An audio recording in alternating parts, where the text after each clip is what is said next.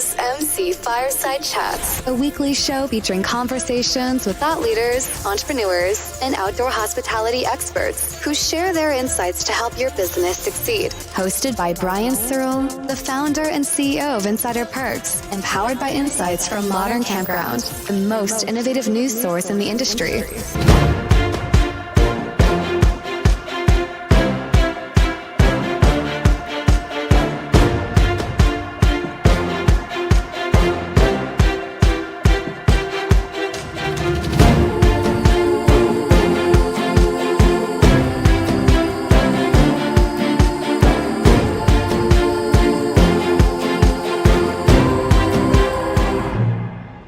Welcome, everybody, to another episode of MC Fireside Chats. My name is Brian Searl with Insider Perks.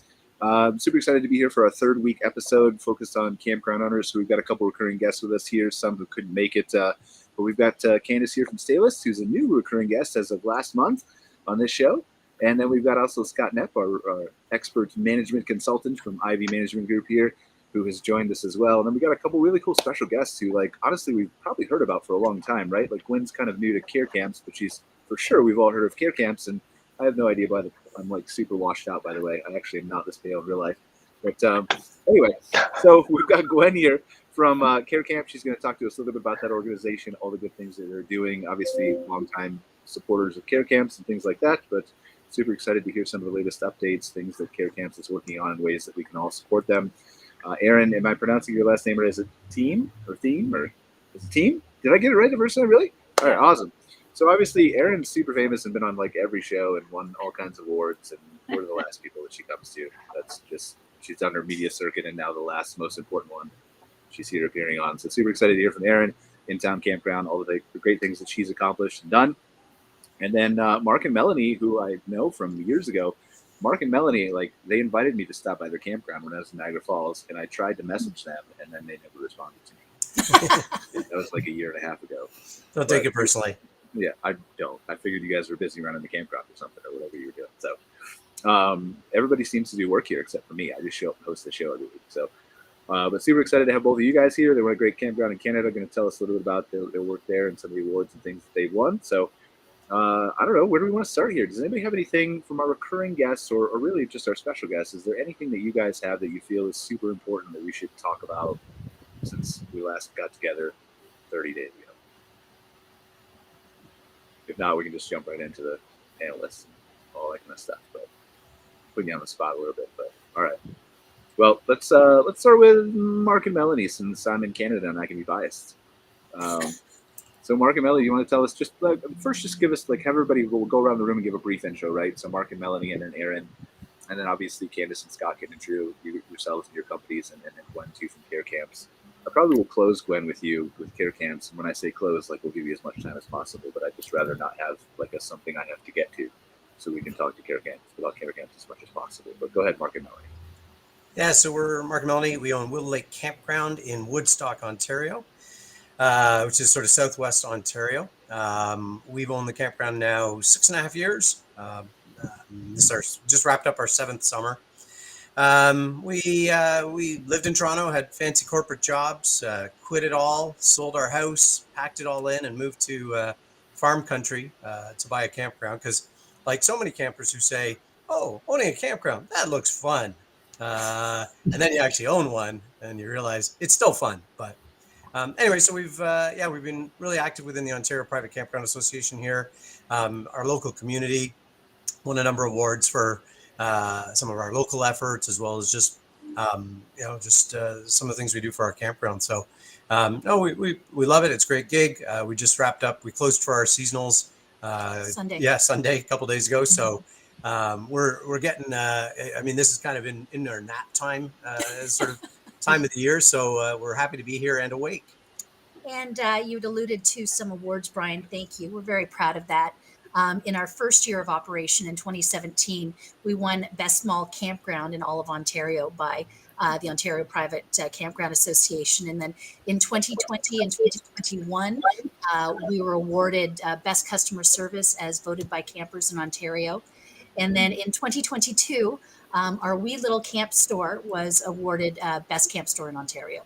And we are literally 190 square feet. So that was something. Yeah. So that's a bit about us. Do you feel like you've set goals now that you've been the best in Ontario to be like take over Quebec and just kind of expand, or? Yeah, my French is still like grade 4 French, so I might be able to order a sandwich, but that'd be about it. So no, I mean we've occasionally talked about what's next and is it another campground as well as this, but we are truly a mom and pop. We've got a couple of staff in the summer. We really like our gig, and this keeps us pretty busy as it is. So Awesome. Erin, you want to introduce us to In-Town Campground, if I can make you bigger over here? Sure, I'd be happy to. So my name's Erin Thiem. I own with my husband the In-Town Campground, which is in Northern California. And we celebrated 10 years yesterday of having purchased the property. We built our campground from the ground up and have been open for a little over 7 years. So similar time frame in terms of campground ownership. We're tenting, glamping, and RVing, and we're not closed for the season. We're actually right in the thick of our Halloween fun, as we've got lots and lots and lots and lots of decorations over at our campground. We will be open for RVs through the end of December. And previous to building and running a campground, I owned and ran a small motel, which I actually sold last year. So I have ended that chapter of hospitality. But our accolade of 2023 was that we won the USA Today 10 Best RV Park and Campground, which is a popularity contest that the USA Today puts on. So that one was really exciting. A huge shout out and pat on the back for all of us that work at the campground. So. Awesome. I definitely want to dive more into what you've accomplished kind of over the years and things like that. So Candice and Scott, you want to give a brief intro, and then we'll save the, no offense guys, best for last. It's care camps, right? They do better things than all of us combined probably. So I'm Candice McNamara. I'm the Vice President of Business Development for Staylist, which is an all-in-one platform for reservation software for campgrounds. That's about it. No awards. Yeah, except for like best showing at the expo, right? I mean, there's some of those, I think. Hey everybody, my name is Scott Knepp, and I'm the Director of Operations with the IVEE Management Group. We have a portfolio of properties. I think we're up to 13 across the country that we operate for ownership groups. Well, we also do some consulting and pre-development services. So we will be at ARVIC and hope to shake hands and give high fives to a lot of listeners and some folks that are here on the panel today. awesome. Gwynn, you want to start? Sure. As soon as my mouse cooperates, I promise. Yeah. Thank you. Well, first of all, Brian, thank you so much for having me on today here and featuring Care Camps. I serve as the Executive Director for Care Camps as of the beginning of this year. As you alluded, I'm a little newer on the scene here. Care Camps is a national nonprofit. We really function as a charity here to fund pediatric oncology camps, or camps for children with cancer and their families across the United States and Canada.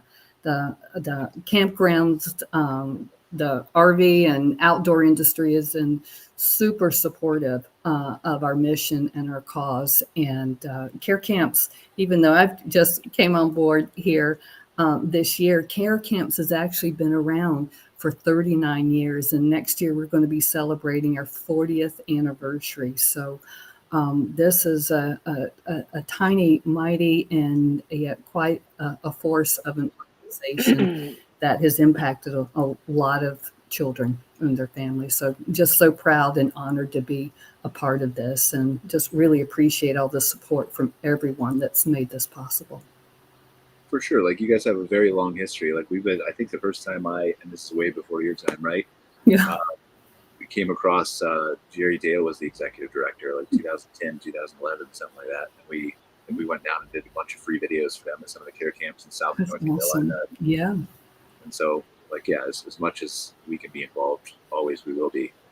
Hopefully, I'll look a little bit better than this whitewashed out, whatever is going on here than I am. But, all right, so let's. What do we want to dive into, right? Because obviously, I want to talk a lot about care camps at the end. No offense to everybody else. I want to talk a lot about you guys too.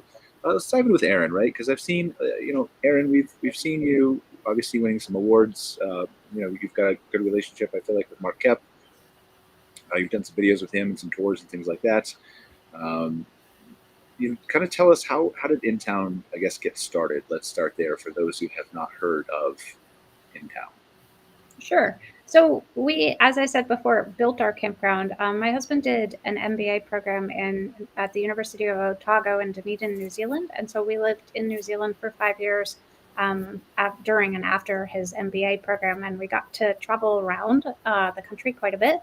And at that time, our kids were quite young. And so we stayed in what the Kiwis call the holiday park model, which is that tenting, RV sites, and often would be cabins or motel units, not necessarily glamping tents. But we thought that would be a good model to bring back to Northern California with us. So when we took over the family business, the small motel, we sort of just kept looking for the right property to make that happen, having a good knowledge of our community and the destination and recreation and outdoor hospitality that was already happening. And I do have a good relationship with Mark. I do get to have the credit that I was the one who encouraged him to create his Facebook group. For those who aren't members of the RV park owner and managers Facebook group, it's a wealth of information. So he will happily fact check me on that one. That was my idea, and he ran with it. But I think that the reason I probably have gotten in on some people's awareness and in the news and hopefully a lot of customers is that I have a really strong visual storytelling background that I brought to the campground from before we built it to during we building it to opening it to current today with lots of people in Halloween decorations. So I do try to tell the story through an interesting visual way, which I think does maybe set me aside from some of the other campgrounds out there. So happy to answer any questions if you have any. I mean, I would love to hear, like, for all the people out there who watch the show, a lot of them are campground owners, small mom and pop operations, right? And just me coming from a marketing geeky background, I would love to hear your thoughts on why that branding is so critical to set yourself apart in some way, not necessarily the same way you did it, right? But in some way. Yeah, I think that we are constantly trying to give people realistic expectations about what they might experience at our campground. We do have a beautiful forested campground with these amazing trees. And we're Northern California, so wooded forest area. How does the branding set us aside? I don't know. I think I'm constantly reminding people of what they're going to experience. Because we built it, we have lots of little details that the customers appreciate. It's all designed specifically for the customer experience. We really wanted them to feel like they were in a state park with some of those, but the amenities of a private campground. And so having had the clean slate, it did help with that vision and implementation of creating the campground. I don't really know if that's necessarily the answer to branding. Well, yeah, let me clarify a little bit, because you were talking about the storytelling that you do, and that's kind of where I was going. Like, tell your unique, kind of what your traits brought and how you feel like that helped in-town campground succeed. Sure. So previous to opening the campground, I did a local blog for our other business, which and so I had a really strong, already existing wheelhouse of creating content for our community and things to do and getting people excited about what's happening in our area. And so I brought that to the campground before we opened it, during building it, and then after. So I think that that's probably something that has been unique. I don't know. There's lots of people out there that help share what's happening in their campground and their communities. But that is something that I have been passionate about for the last decade plus. So does that answer the question? I think so. I guess maybe I'm just asking the wrong question, right? I think I just feel like, and maybe it's just because I'm in the industry and I look at so many things every day, and I think that my perception is that Erin is a little bit more visible than some of the other campground owners out there, which is a compliment. Thank you. And so I'm just wondering if there's perhaps some guidance that maybe you could give other owners on, not necessarily, again, not taking the same path you do, because not everybody's comfortable on camera or doing all the things, right? But is there something they can do that kind of would help them in that regard? I think if you can give your customers an opportunity to visualize themselves at your campground, that's a great tool. So whether or not that's at their specific sites or on the grounds or in the community or things to do, so that they can be like, oh, I want to be there. Oh, I want to do that. Oh, I want to have that experience, and sort of give them a little FOMO to get them to motivate to book. Awesome. All right. I definitely want to talk to you more. Like, is there anything I'm missing that I want to talk about in-town campground about? Future plans. Let's talk about that briefly, right? So for us who follow you in the industry, right? You've done a lot, you've accomplished a lot. Is there like what's in the future for in town? Is there upgrades? Are you going to start 19 in town campgrounds or No. No, I'm not. That was a quick no.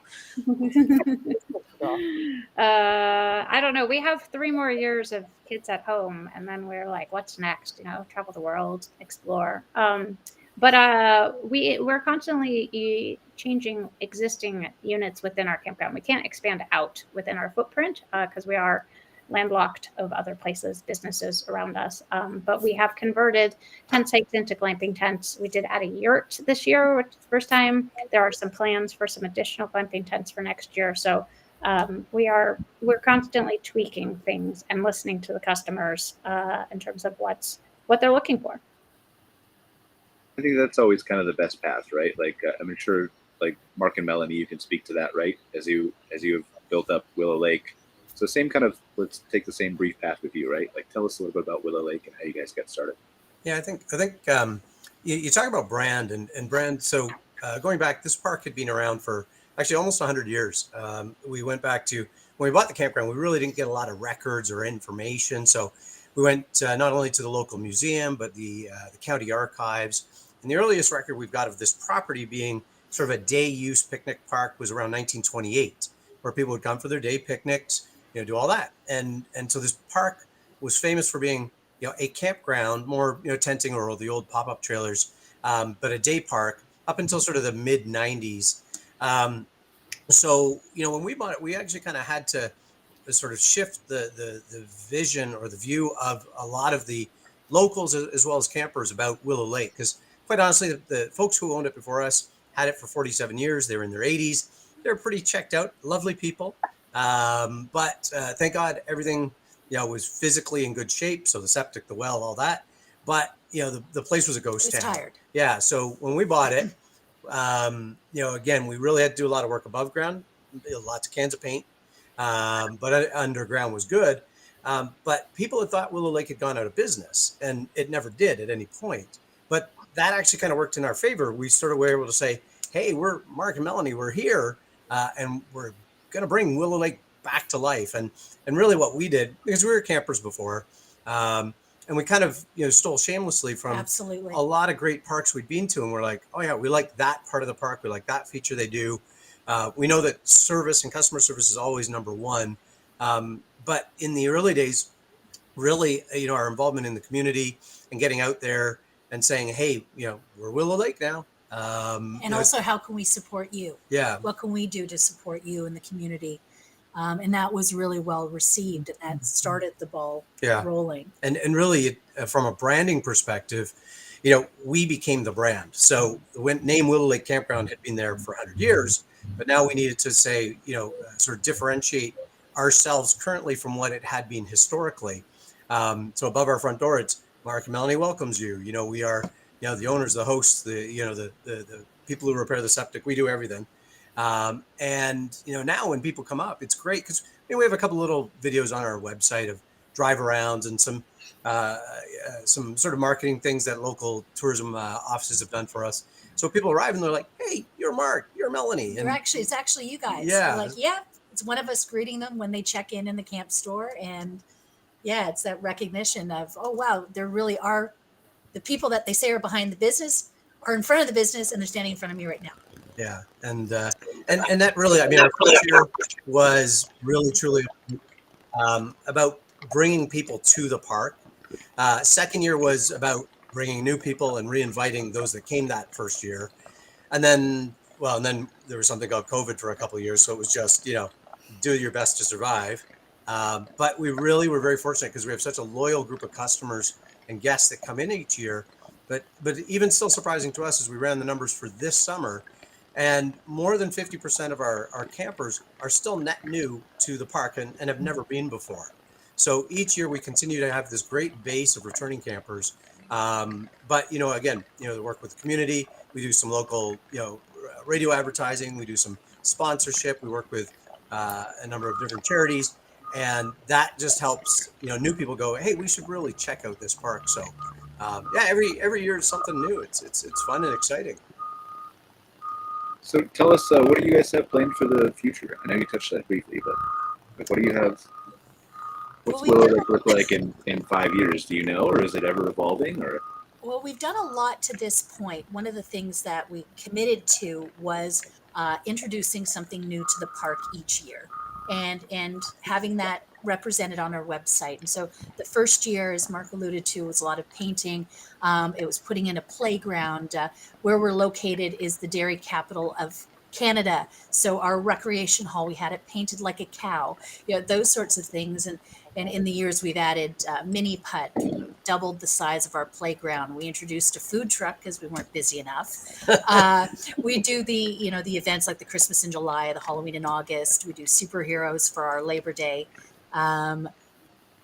We do crafts. I don't know, Yeah, we're landlocked, so we really can't develop any more land.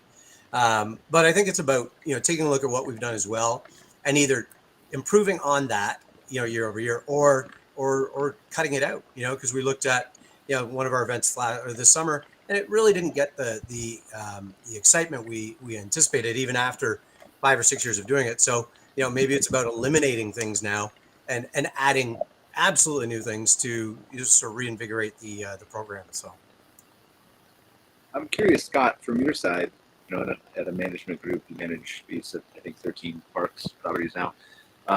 Is there a different train of thought, do you feel like, coming from a management group or a larger ownership group coming into making some of these adjustments that Erin and Mark and Melanie are talking about at the property, or is it the same process? Is it all about guest experience and ROI and what performs best for your type of camper?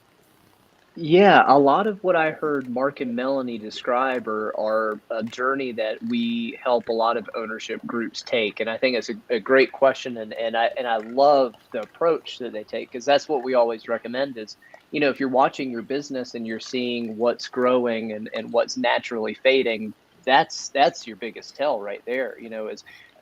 When you look at your playground at peak times, do you have enough spots for the kids, and then do you have enough seating area for the parents? And if you notice your playground growing, what are the ripples on that, right? Maybe we need to intentionally put a summer camp on the books. Maybe that will drive some revenue to the park and give some intentionality behind some things, because people love events and themed weeks, and then also to that point of why take on the expense if it's not going to yield a great guest experience. And then also, we all have limited bandwidths and limited budgets. So it would be better to focus the energy and the money into be great at a shorter list than to be decent at a really long list, right? So I really love the approach that I've heard Mark and Melanie take, and also how fortunate that they've gotten to spend their time above ground, right? Because that's another thing that we hear too is you get all these great plans, and then you have that health inspector come and look below the ground, and what a great thing to be able to keep your focus where it should be, which is on the employee and the guest experience. So I applaud their mentality and approach there. And I think if I can just add on to what Scott said too, and we're not ashamed to say we're a business. We'll have campers sometimes say, and usually it's the seasonals, let's be honest, and they're like, oh, you should do this and you should do this. And I say, well, but that doesn't make us money. And we're still a business. And I think people a lot of times look at recreational operations as almost like a city-run park. You can just, they're fun, they're free, you can come and go as you want. But at the end of the day, we're a business, and we're not out to get rich and famous. If we want to do that, we would have stayed in our corporate jobs. But by saying to people, hey, listen, it's got to have a return for us to be able to invest the money into putting in XYZ sort of thing. So just like Scott says. And it gets well received. Like a perfect example, sort of going off the rails here, but is firewood. We don't hide the fact that firewood is a revenue stream for us, and it helps keep our rates at a certain level. And I've found that when we explain that to people, they go, I get it. Like, I understand now. So again, to Mark's point of we're a business, because people always try and sneak in firewood, and they're like, oh, I thought it was just because of the emerald ash borer. And I'm like, no, it's a business. And I say, but then I always wait a minute. I thought it was just because of the thing that's destroying all the trees, so it was fine. No, it's a business. It's a business, Brian. And I say to people, I'm saying, it's so do you take your own fries into McDonald's? And they're like, well, no, you know, and I say, well, that's why you don't bring firewood into a campground. It's part of our business. That's, yeah. Yeah. Definitely good. So Candice, do you have anything that you can shed on? Like, you work with a lot of, obviously, resorts on your side at Staylist. Yeah, I'm sorry. The audio was breaking in and out a little bit. Were you saying, did I have any insights or Anything you want to add to the conversation that we're having about how you choose and kind of figure out the ROI and stuff like that? Yeah, so when it comes to the ROI, I mean, a lot of our clients, very similar to the way that you guys kind of streamlined the processing. A lot of what you're stating is really like point of sale items. Like you said, it's a business at the end of the day. It's all about experience and branding and really bringing those people to the threshold. But I think the way that you guys are operating, the way that you're speaking, and especially to what Scott said, I commend both sides of those parks, because that's a really hard balance to kind of teeter in between. But yeah, that's about it. Is there inside a reservation system like Staylist, is with all the property management and all the data that's collected about the guests and things like that, are there ways that information or those analytics can help inform some of these decisions so they don't struggle to figure out and do their own studies and right? Yeah, so absolutely. Through any of the reservation systems that you're really using out there, I can speak to ours specifically, but you're really going to have a lot of return on investment, really knowing how to procure items, being able to make calculated decisions, especially around seasonality. Those are really key factors into creating those revenue streams. So reporting, I think, has been kind of a key feature for any software that anyone's using in order to make calculated decisions. So it just seems like with these different revenue streams, we're able to really kind of understand this is something that really draws people in, even down to as simple as putting out decorations. Those type of things really do get me to spend more. So those investments, though, may seem ancillary to certain visitors that are coming through. I definitely see it from a technology perspective. You're able to really use those reportings to say, hey, last year I didn't put up decorations during October and my occupancy level was at X, and then this year I did and it's at Y. And I think that those are really important measurements that, even though they may seem very ancillary, when it comes down to the return on investment, you're very quickly and easily able to adapt to that, so long as you do have those reports in front of you. So I think this is a larger conversation I'd like to briefly throw out to the group, right? And all of you, whoever wants to weigh in on it. But for the people watching this who are looking at this maybe with a blank stare, saying, like, I run a campground, I don't have time to look at reports and analytics and data. Are you crazy? Obviously the reports do shortcut it, and wow, that is really bright on my face now. Good thing this is a podcast. I thought about installing the webcam software, but I was like, maybe my computer will crash and then there won't be a show. So I decided not to. But for the people here who are, I look like an angel or something. I can't stop talking about which I am for sure not, right? Like, I'm definitely not. So anyway, for the people here who need to make those decisions, right, and maybe don't have the time to dig into the data, or maybe don't understand where to start in the whole process, can you guys help them shed some light on, like, how do I, because you're all seasoned park owners, right? Erin and Mark and Melanie, and Scott, like, obviously a lot of experience, Candice, a lot of experience. Like, where do I start? How do I analyze this stuff? Or do I just give up and give it all to care camps? I'd be happy to start that off by saying I love the question you posed, Candice, and I think that the property management system can make all the difference in the world. And I think there's a difference between somebody maybe like Mark and Melanie that are owning and operating the campground, because in their situation, if their general manager said to them, hey, I want to increase kid programming and we want to really make this a big event, all Mark and Mary have to do is walk out of their office and look and see if people are coming to these events. But the rest of the world, the data will drive the decision. And so as tedious as it can be to say, okay, I had 12 spots registered, I had another 4 walk up, and my max was 20, so I'm hitting the 16, so I'm out nearly at capacity on every activity. That's how you make the case on making the business decision, particularly if the ownership is not there. And they're on site. And I think that is the case for a lot of properties, is that you might have the park manager and then the owner might be off site. And it's not, you want to be able to pass over data and say, this is how I'm making this informed decision. It makes all the difference in the world. You know, we're doing, we've brought a revenue manager onto our team, and it's a very key strategic role for us. And we all know that the space is becoming more adept and more comfortable with the idea of revenue management and variable pricing and adapting your pricing to be based on the demand that you're getting.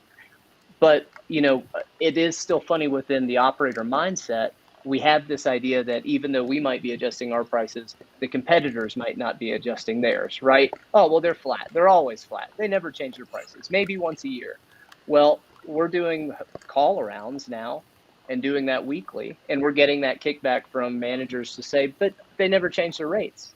Well, how do you know they're never changing their rates if you don't have data saying their rates are never changing? Unless we look at a data sheet saying week after week after week after week, we've got the same rates. That's when we can make the case, well, they're staying flat. Like, so I think that these data drives decisions, you know, and they help you. And especially right now, I mean, this is real heavy top of mind for me, because we are in the thick of budget season, right? How do we make data? I don't mean to interrupt you, but I'm just curious. Like, how do we make data? Because I agree with you, right? But a lot of that, like a lot of individual park owners and even larger park owners will look at it and be like, no. Like, I'm going home to watch Netflix. I've been working all day and been yelled at by campers or whatever else, right? So how do we make that experience of getting the data or understanding the data easier when they don't have a data analyst like IVEE does? Yeah, well, I'll give a quick answer and then pass it over. But I think the easy answer is that you automate as much of it as you possibly can, right? You really rely on your systems and on the tools. You know, if the registration for an activity can happen online where the guest does that registration themselves and the GM's just verifying a number, you've made it a whole lot easier on yourself. And even if it is, you know, I think that there are times where an organization might not have an analyst like IVEE does, but I still think there's value in collecting the information, because as we budget for March right now, it's hard to look back and remember how March played out. So you're having to look back at your system and your tools and your notes, and however it can easily, accurately be captured by the property, by the manager, I think it's worth it. All right, do we agree with this, Erin, Mark, and Melanie, whichever you guys want to? Yeah, I feel like I'd love to add and something to that, but less in the data and more in the seasonality, because I do recognize, like, as your campground is closing, my campground is not closed, but it's ramping down. Like, we did a data analysis of credit card processing this week, and we're like, oh, our least performing in terms of occupant month was our highest performing future bookings month. And so if I were talking to campground owners who are like, I don't have the time, I'd be like, you might take a minute when you have a second and map out your calendar in a 12-month window and be like, okay, actually in March, I have to do a bunch of marketing, because that's when everyone is booking, or at least in California, when we get these warm spring breezes. And that while I'm busy in October, the people who made these October plans, many of them actually made them a year ago. So I think that that's a good data to keep in mind in terms of when are the people booking, when do you need to be mindful of those things, and how can you thank your future self for that work. And I think also, though, too, I mean, you know, it's important to, like, you can get overwhelmed by numbers and data. Like, our system gives us great metrics, and we can look at all the reports. And if you start printing off every report, you're going to have a stroke. Like, you know what? You need to say, okay, not that we want to make more money or be more profitable. You need to say, okay, we want to be more profitable in the camp store, or we want to be more profitable in the food truck. Now let's take a look at the data for that, and you know, take a bite of that elephant, you know, one bite at a time, sort of thing, because otherwise it can be too much. And you know what? I think that you know, and Melanie's done a great job. You know, and I think that's how we ended up, you know, being so successful with our store. Is okay, what's selling? Let's take a look at all the items. Let's, you know, support local, but let's focus on that. And then another day we'll look at, okay, what should our rates be? And another day it's going to be, you know, what other revenue streams can we bring in? So, sort of one bite at a time. And the reason we do this thoughtfully and carefully is so that we have more margins to give to care camps, right? Gwynn, let's talk about care camps. Hi. Well, care camps. Wow.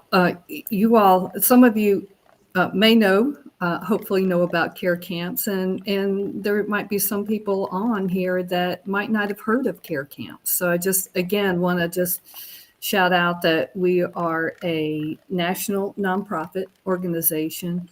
We essentially, function as a charity, as a foundation to fund camps for children with cancer and their families, both across the United States and Canada here. So we've got a big mission. We wake up every single morning here, our tiny and mighty team, to really put energy into fundraising so that we can give the money to these camps here. We are not a camp ourselves. Some people get us confused that we're a camp, and we're actually a national nonprofit here that we fundraise. That's I'll admit, the first time I heard of care camps, I thought like you were camps at KOA campgrounds. That's right. Well, KOA, we definitely have a wonderful legacy, and we actually exist here. And care camp started from a small group of very caring KOA campground owners that came together and started fundraising to support children's cancer camps in their area here. So this was really a grassroots type of momentum that started from a few KOA campground owners that then got the attention of the corporate office here. And for a time, care camps actually was under the umbrella of KOA corporate, KOA Inc. And then grew, kept expanding to the point where was decided for it to become its own nonprofit entity, so that, again, we could generate more funding, and have even a broader outreach in the outdoor industry here. So that's sometimes there's still some old branding out as KOA Care Camps, but we're a standalone, again, nonprofit here, Care Camps.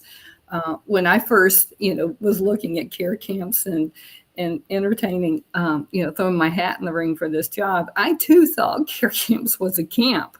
So we've been really working on our branding too here to make it clear that, again, we're a national charity, a national that works as a foundation.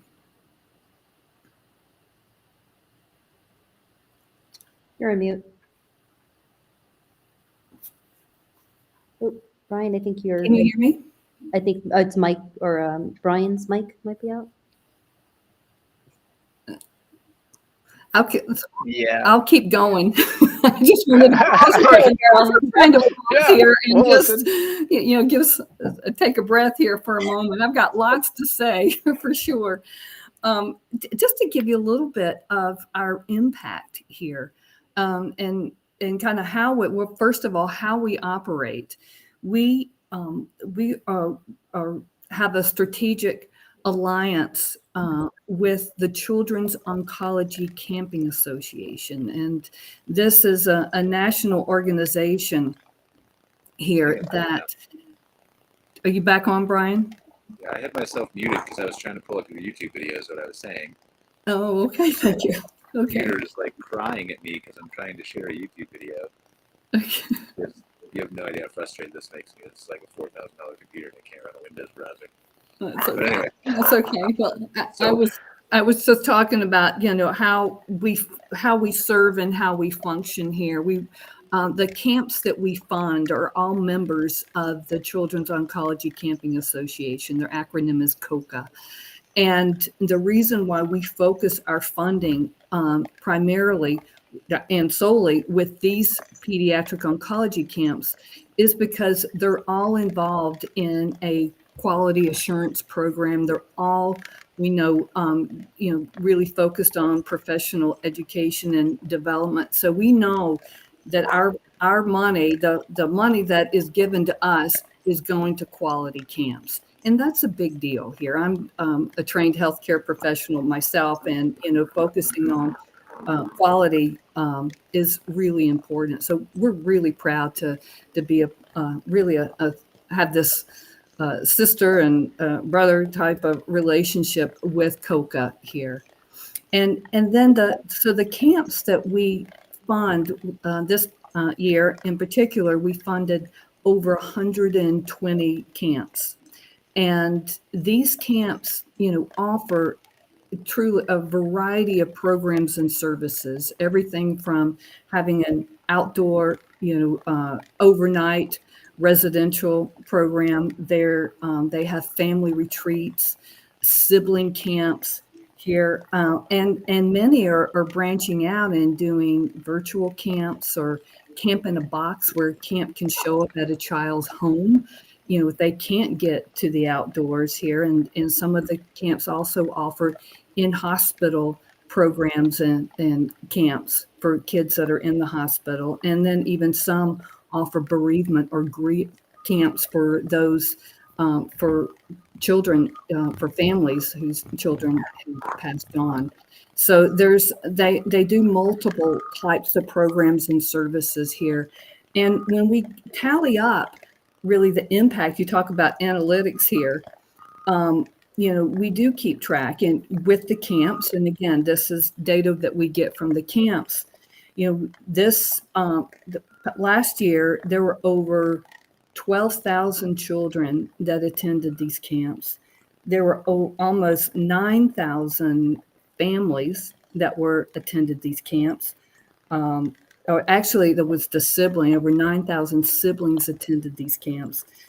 Over 6,000 parents, and then there's the medical volunteers here, and over 12,000 medical volunteers were part of these camps. And so, yes, we're focused, of course, on the children, but cancer is not, it doesn't just impact the child. It impacts, their brothers and sisters and their families and their grandparents, and all the healthcare professionals and volunteers that are a part of this experience too. So when we tally up the number of lives that are impacted here, it's close to 40,000 just in 1 year. And the cool thing is here, having gone to some of these camps here myself and visited with them, these kids and these families come back year after year. They form community, and they don't have to explain, who they are and what they look like or anything about their illness. It's just a natural community. And so the children keep coming back, and repeatedly. Many of them go on to become counselors. There's one camp I know, I think 80% of the counselors that they had at that camp were former campers of kids who had cancer. And then many of them go on to become healthcare professionals. There was a woman that I met, a young woman that I met at a camp here, that she was serving as a nurse volunteer for that week. She had been going, she was probably in her mid-20s or so. She had been started going to that camp as a child. She went on to become a counselor, then went to nursing school. She now works on the same unit that she was being treated at the same hospital.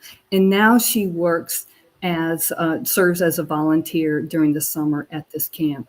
And not only does she volunteer, her mother volunteers, her two sisters volunteer, and one of her sisters is a counselor. They both attended the sibling camp. And so what we talk about really is, this investment, what we're about is investing in these children's lives. And it's really the gift that keeps on giving here. So that's a bit of a snapshot here, a long-winded snapshot of, Let me ask what this we're about.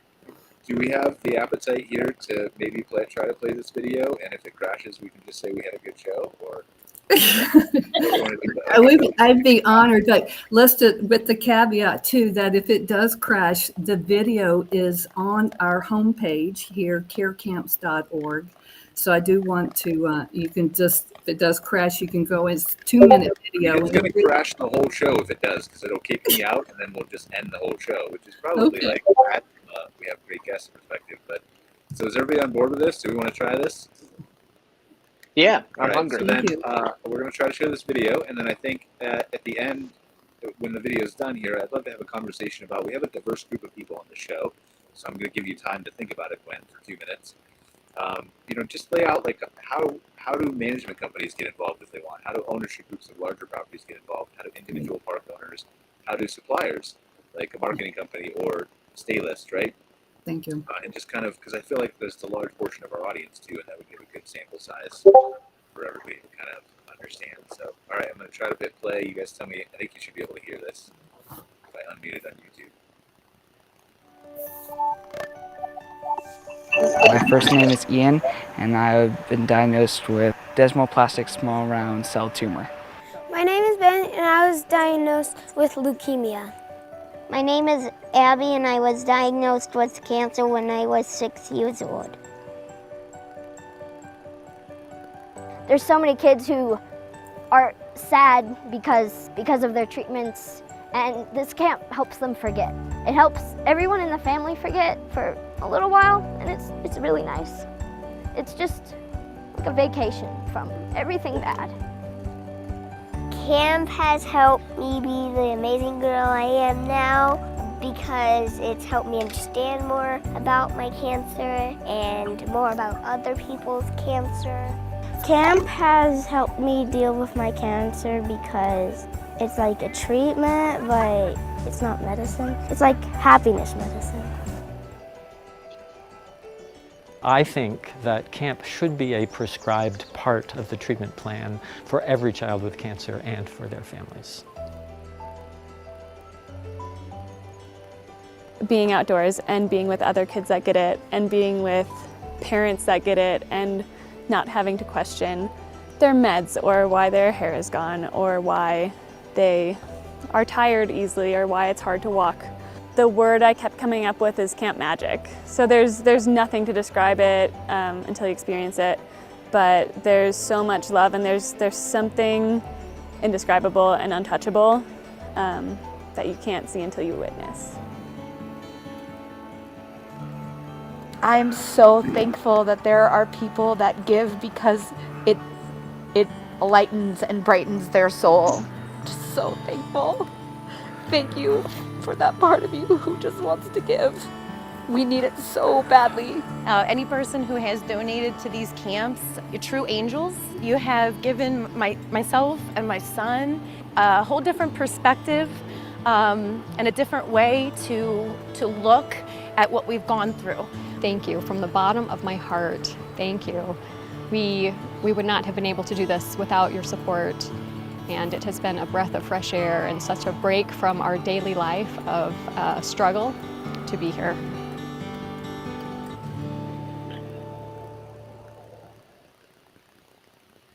I mean, we can talk now if you guys want. Try to stop it. After I get rid of that frog in my throat, oh man, that was great. Yeah, I think for us, like, and I'll just start off, like, as soon as I can stop this sharing, I will. My mouse literally is moving, but I think for us, like, we've been a long time, like, as long as we can, supporter of care camps, right? And surely, like, as you reflect back on, like, my 15 years in the industry or however long it's been, it feels like it gets longer somehow every year. I don't know how, but like, I feel like there's probably more that we could always do, right? As a company or as an organization, but and certainly we'll have those conversations, with Gwynn and Erica and all the people who have come before them. But I'd love to hear your thoughts on that question, Gwynn, and then obviously if anybody else wants to add anything, and I'd love to hear it.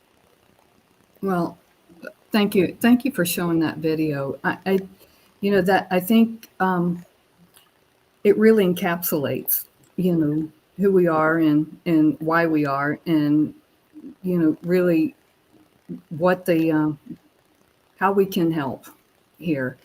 And honestly, I was really intrigued with this whole conversation about elevating the guest experience and community building. Those were two things that I heard from your discussion here with each other.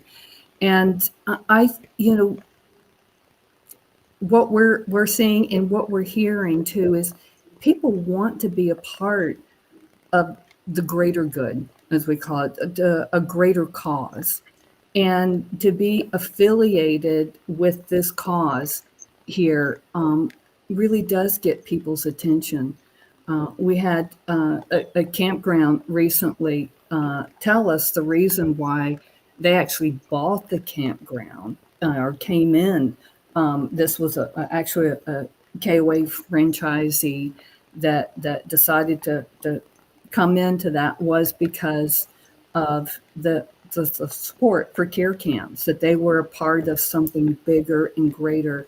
And that's what we also, the campers in the outdoor industry here, we have a common theme together. We're all about here bringing the healing power of the outdoors and community to people here.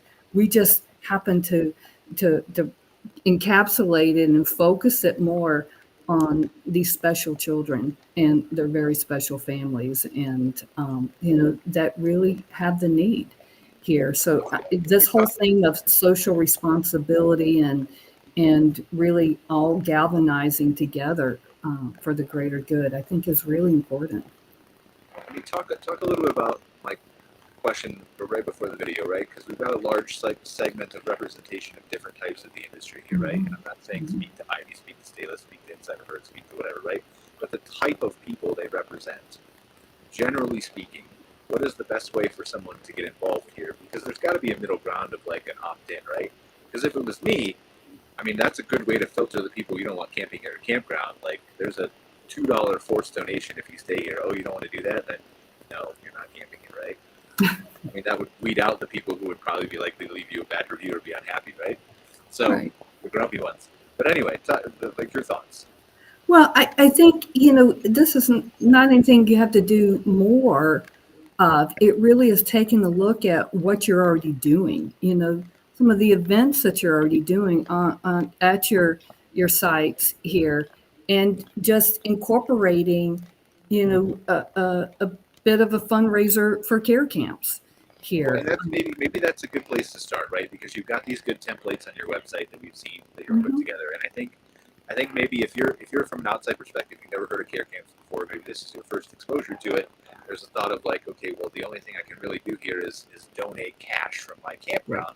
But there are literally 400 different ways beyond that you can support care camps through what you're talking about. So I think maybe we should dive a little bit deeper into that briefly. Well, what was interesting too, you were talking about the firewood here, and just yesterday I had a campground owner tell me that they're actually using, what they do for their firewood sales is that they actually have a sign, next to their firewood sales that, a certain percentage goes to support care camps. And that people and more people buy firewood because they really they're joining in for something greater. I think that's something I know for me when I'm looking at purchasing something and I see it supporting a greater cause, I pay attention to that more, and I think more and more people are doing that. Yeah, I agree with you. Like, we worked, he's normally a regular guest on the show. Nate at KCN Campgrounds is a big supporter of you guys.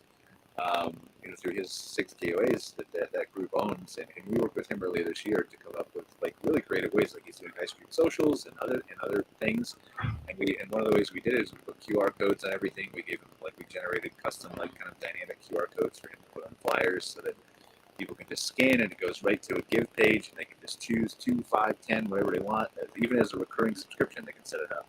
So it's just as hands off as possible for people to just kind of be supporters whenever they can be, but not just the owner, right? It's everybody. Yeah, and I think that's a really important point too. Here is particularly many of the what you might call as the long-term campers here. They love getting involved in this. I know we've got there's one person that calls us up on a regular basis who's a long-term camper at a campground, and he's galvanized the whole campground community to do fundraisers, and they make up things. They just make up fun things together. And again, it's this community building activity, and also just, getting, being a member of your respective communities here. The community loves to get involved. So I do think it's a wonderful way of just community building here. And also just providing elevating the guest experience, like you said. Well, I think that's the important part, right? Is it's a win-win for everybody if you look at it from an activities event standpoint, right? It's not like certainly you could put a jar right out and collect money at the desk and then call it a day. You could donate and write a check once a year to care camps and call it a day. And obviously, we're all very thankful for $1, $5, $10, whatever it is, right? But there are ways that you can take that beyond, like we're talking about the guest experience, and use some of those templates and create an ice cream social or other activities that maybe you would have already had before, maybe you wouldn't have had before, but that then you can broadcast to your website and say, like, well, look, we have an ice cream social. Yes, it benefits care camps, but look, this is one more reason for you to stay with us in general outside of that, right? So I think it ends up being, in some cases, a win-win, and with the templates, even gives you an easier path as an individual owner to create some of these things without a bigger thought process around it. And even like you said, just the simple things of just putting, a bucket with care camps, sticker or QR code or whatever here. I think everybody should have a gate at the exit to their campground that doesn't open unless you put $5. I love that. Well, there was actually a campground owner that told me about, they actually hang umbrellas from their ceiling in their office, as people come in. And so for loose change, they throw them up, they throw the loose change up into the umbrellas to collect for care camps. And, just what a fun, creative way of doing that. And we are just so grateful for every penny and nickel and dime and dollar here that everyone, contributes. And we're community, we're building community, and we're part of community and the outdoor community. And just, again, we're so proud and honored to be a part of that, and just all the support that everyone gives us. I want to give everybody else a chance to weigh in on if there's anything you guys want to say about care camps. I know some of you are probably already supporters of care camps, but I want to spend the last couple minutes and just briefly talk about that if you want. If you have any questions for Glenn. I don't currently, because she did such a good job covering everything. It was like just a very well crafted, and I think I have a different perspective. Like, I kind of had an idea of what the program was, but I did not realize the intensity or the levels or the touch. So I think a lot of what your program is doing is a lot like what we're doing at campgrounds, even on a software level, at a group level, marketing agency, and at the park level, which is creating memories for people that are everlasting. And I think that's what resonates the most with me. If I was looking at it from your storytelling. Thank you. Thank you. Is it feasible? And I'm just going to put you on the spot here, Candice. Sorry, but is it feasible to have a checkbox at the reservation to donate to care? Yeah, it could be on any PMS. I mean, that's what I'm asking. Like, I'm just technically speaking. Technologically, yeah. I mean, that's just a form fill in there. It would just have to, The answer is yes, sure. Gwynn, you have your first follow-up mission after the show. Yeah. Go ahead, Scott. I would love to connect with you, Gwynn, because I'm seeing ways to connect to this also, and the question that you watch the video and you feel so connected to the story and to the emotion, and it makes you want to be a part of it. And what I'm kind of brainstorming right now, and maybe something that you all have already solved for, is how do you connect the dots so that when I contribute, I feel connected to, either like knowing what the annual goal was, or knowing like the kid that I helped, or this or that. I'm sure that you all have things in place already Not a bad idea. Yeah, because I think that you want to. Right. Because I think the closer that the person contributing can feel to the result, to the impact, then the more likely they are to do it. And that's what I'm asking myself right now is, you know, we've got 13 campgrounds across the nation. How do we host one of these? How do I get closer to the action? And to what Candice was just answering, is there a way even if you're not in that immediacy, if you don't have that immediacy, how do you manufacture it so that you can feel connected to the mission at the time that you're making your reservation and you donate that $3 to Care Camps, you know? This is, I think, you know, and what I appreciated earlier, the conversation around the visuals and the storytelling.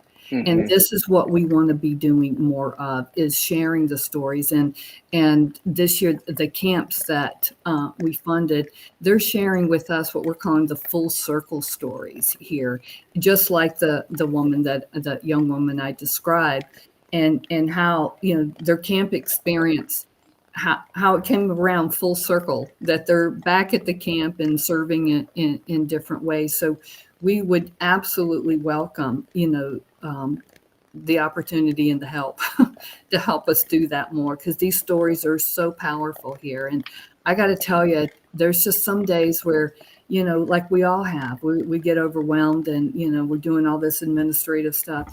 And I really do. I sit back and I listen to that. I just watch that video for 2 minutes and it just level sets me here. 100%. And I'll tell you, you know, president and CEO of a major RV business here, who's one of our top tier donors, said that watching that video here was the light switch. That's when it went off here, that how can we not support this? And that's been a top supporter of us because of that one video. I mean, I will tell you that I think, you know, from my perspective, having actually been to the camps, filmed the early first video I think the Care Camps ever had. It was actually shown at convention back in 2013 or 14, I think. Jim Rogers was still CEO. Like, that's obviously a way different experience, understanding what the camps are, like being there, right? Asking the kids to talk on camera, doing interviews with them and things like that. But I think what I've learned, and maybe this is a consequence in a negative way of being there and doing that so many years ago, is that I sit here with the Scott Knepps and the Candices and everybody else, right, who maybe, like, it kind of shocks me that they don't all know about Care Camps as much as I do. And so I think this is probably something that I have way more bandwidth to support from an attention level than I do right now. And I kind of just assume, in probably a wrong, incorrect way, that everybody knows this. And then you go to KOA convention, right? And there's that huge, like, at the end of the final night celebration, right? There's the auctioneer, and there's the people who get up and tell their story, and it's like a huge, like, massive, you don't see it at any other convention. And I think it's just kind of, we lose sight of how much more awareness there can be. Well, thank you for bringing that up, Brian, because really, of course, we're about, you know, fundraising. And equally as important here is helping us get the word out. And I will say we are over, so if anybody needs to jump, no hard feelings. But sorry.